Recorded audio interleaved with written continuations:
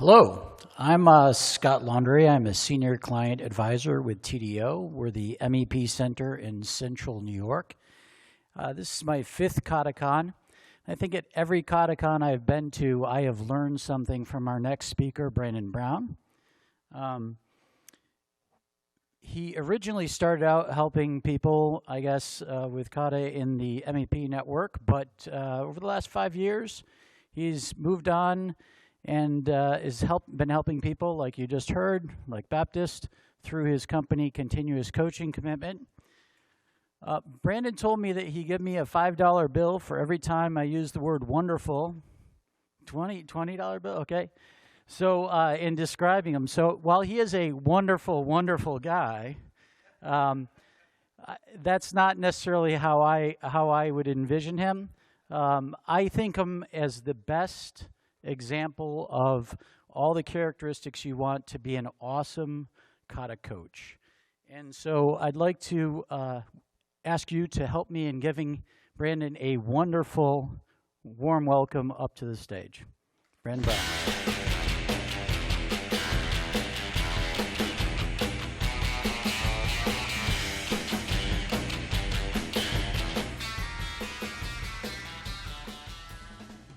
Well, thank you, Scott, and thank you, Andrea, for that wonderful description of how many. Hopefully, I won't bore you with too many Excel spreadsheets in this presentation. So we get asked many times whenever we're talking with clients or talking with people at Baptist or other clients that we work with, how do we sustain and who goes first? So those are usually the first couple of questions that we get. And it's kind of like the Abbott and Costello there. Who's on first? And we go back and forth, and we eventually figure it out. But what's important to us when we do that is to go back to the foundations of where we learned who to go first. And does anybody can remember or met each and every person on this slide right here? If you raise your hand. Still a few in the room. Bill Costantino, Beth Carrington, Gert Allinger, and of course you know the guy on the right there holding his coat there, Mike Rother. They first put out how to deploy improvement kata based on their experiences so far, and that's version 7 as of 2015. So Mike, that's last decade, okay, last decade that we were doing that. But that's what I based this presentation off of. We've learned so much in the last 5 years from doing that, both at my organization and sharing with you and sharing with others at KataCon. This is not my slide. This is Mike's slide, so I highlighted it. Habit number 2 of Steve Covey says that we should start with the end in mind. So what we tell a lot of organizations is begin with the end in mind, which for us, when we're able to work ourselves out of a job, is when we've established that advanced group, or as they call it Baptist, we've been naming it the shepherding group. That's the 3 to 5 people, again, no more than 9 as it says in that second line item, that are able to shepherd or carry that process forward. There could be one advanced group for the organization, or there could be several advanced groups within that particular site, is what we've come to find as we've experimented with this process when the foundation was laid with that version 7 in 2015. It is key to have a senior executive, someone that's going to promote this, going to back it, is going to go to the mat for it. There is a place for the lean staff. If you already have a lean staff, we want them to be involved with that. And they many times become teachers, not only of the tool sets that are needed, but teachers of the process once they've been through the improvement kata and coaching kata. So it takes an advanced group in most cases for us to be able to sustain. And I can say that with confidence because some of the best deployments that I've ever been involved with were ones where we had the most senior people, the plant manager, a vice president of operations, or possibly someone that's at that leadership C-level group say, I understand what you're talking about after the domino class or the puzzle class or whatever, and I need to be in that learner spot. I need to be there at least 2 weeks. I'll give up 2 weeks, 1 hour a day, and I'll be in that spot. And those have been the best ones because they've been there and they've gone through the matrix of the learner and then the coach, and then the second coach. And so what they're doing is they're plan, do, act, checking their way through this process as they lead their organization through the deployment.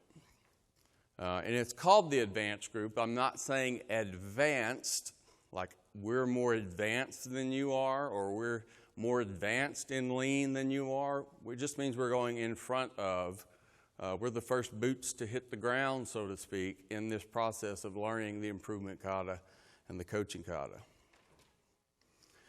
And then also, you'll hear me intertwine that with the term shepherd group or shepherding group. And I can give you a little bit of a story. I remember exactly where I was when we went through that.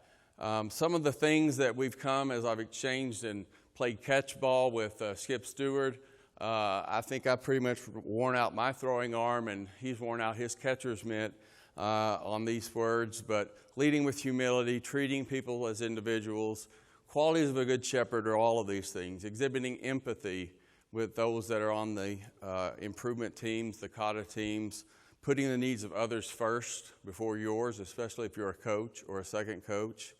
And always there at the bottom, practicing the skill of the improvement kata. And Baptist is a faith-based organization, so the characteristics of a good shepherd are right there in the book of Matthew.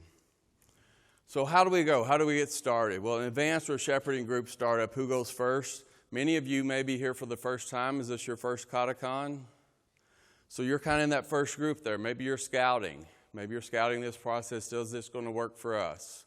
Is this something that we can do? Do I have the support? Can I take this information back and can I do it?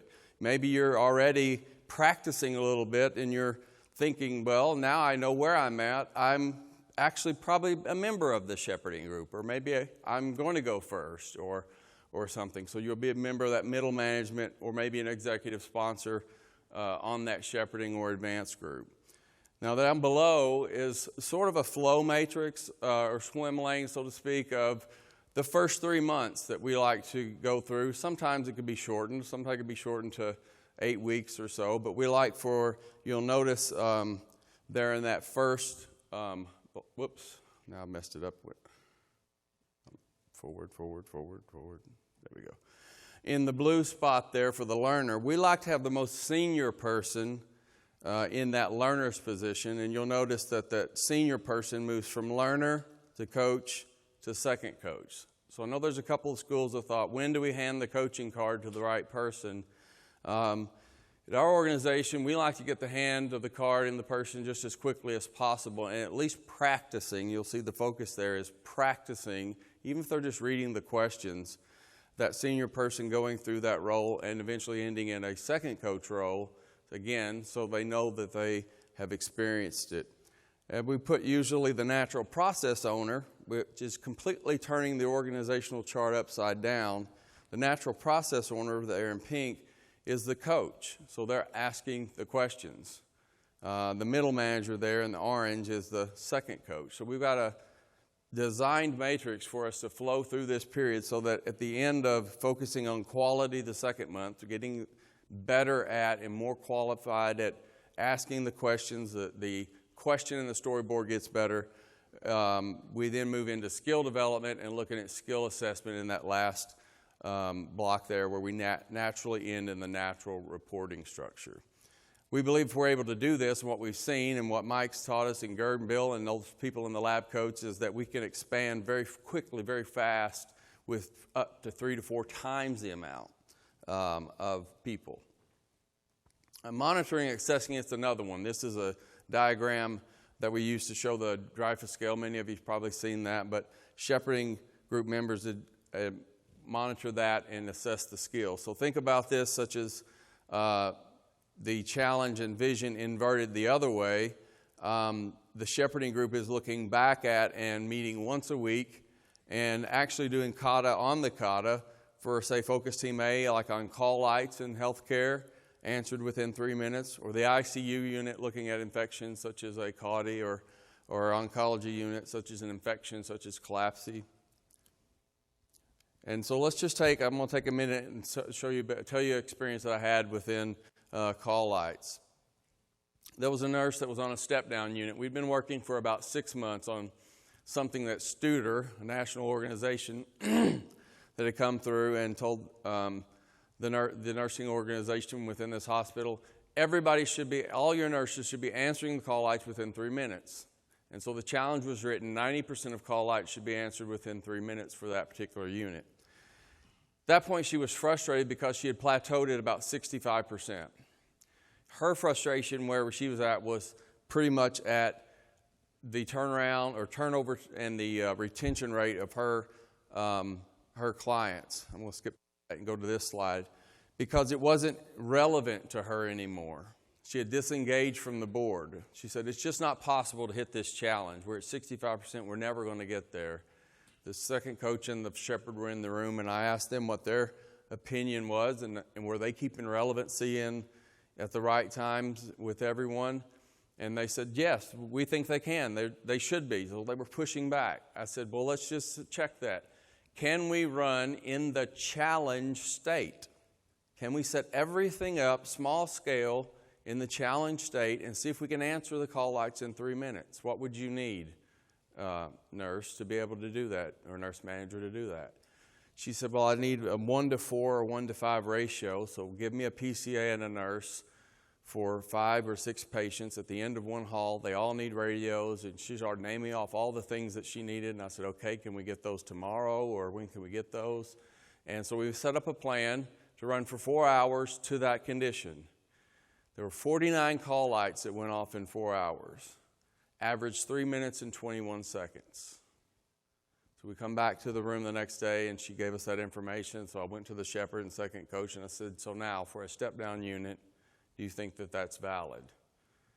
And they said, no, we really don't think that it is. And I asked gave them one more piece of information. One person used that 28 times. You want to take a guess at the demographics of that person that pushed the button 28 times out of 49? She's about 80 years old. She just finished with her bypass surgery. The son had flown back to Miami. The daughter had flown back to Seattle. She had no family in the area, and she wanted company. She was needy. She needed someone in the room with her, and she was relying on the nursing staff to do that. And as soon as I announced that nurse quickly said, I've got at least 2 or 3 on every hall on this station, and I can't do that challenge with a 1-to-5 or 1-to-6 ratio. So we changed it to relevancy and changed her turnover, which was at 20%, and her retention rate, her turnover dropped from around 21% until she held it below 10%, cut it in half for about 6 months. And she did some amazing creative things over the course of the next 6 months because it became relevant. And I'll give all the credit to Beth Carrington, who mentored me and showed me this particular slide deck can be found out there, the 5 key factors for success, which is a very valuable PowerPoint. I think it's one of her best that she has put out. So that's what we did. We tested that challenge. And so regardless of the company, regardless of the industry or the type of organization that we're serving, we feel like that one key to sustainment is getting to that point where you have those anywhere from 4 to 5, no more than 9 people that have been through this experience. They've been through the kata from learner to coach to second coach within the first couple of months, and then they can then walk on their own, not only that, run on their own, and set in motion that expansion of the next group. That's where we feel. Whoops, back one. Can I go back one? But here's what it's going to feel like. You're going to have to get the shepherding group to a point which we call the tipping point, because in those first 2 to 3 months, you're going to see those unforeseen obstacles, and the amount of time that you're spending coaching and the manager's day is going to increase. And we've also worked with organizations that have stayed in that mode, and they've not embraced the shepherding group model, and they've not gotten to that tipping point, and they've abandoned the kata. Or they start asking me that question, can we go to 3 days a week, or can we go to 2 days a week? And then I say, yes, if you want the process to fail, you can go to 2 days a week, because then it becomes 1 day a week, and then we die on the vine. So I thank you for the gift of your time, and let me be able to speak to you about shepherding group and advanced groups.